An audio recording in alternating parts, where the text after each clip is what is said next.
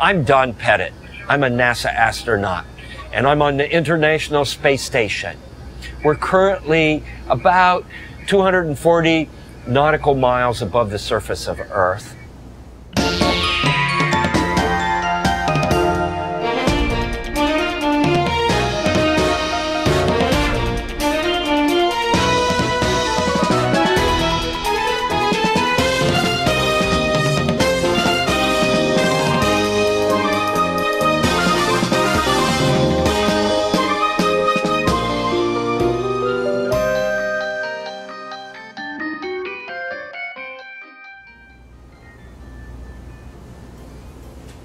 I want to do some physics demonstrations that involve some of the things you might see in the Angry Birds game.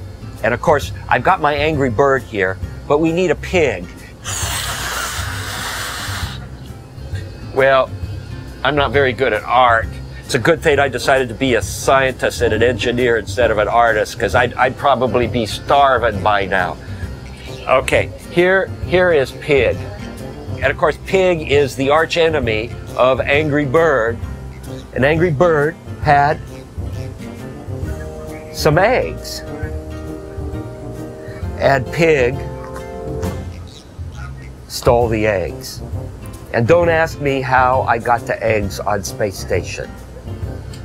I've got a bungee spread across the hatchway. And this bungee is kind of like a slingshot. And I'm going to show the trajectory that Redbird is going to have when I fire him with this orbital slingshot. Launching Redbird into space. Well, hey, we're already into space.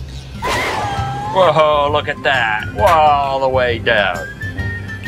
That's an example of a trajectory. It's a straight line from our perspective here.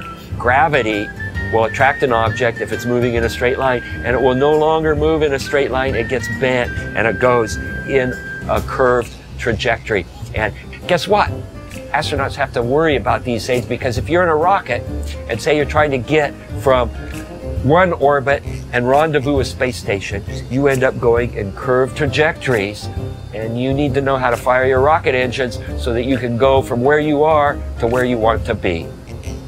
And if you understand the math, if you understand the physics, it will allow you to go out and get a neat job, a job sort of like mine. And we got to see all of this in a weightless environment, which is what the Angry Bird space game is going to be like, with gravity fields from planetary bodies.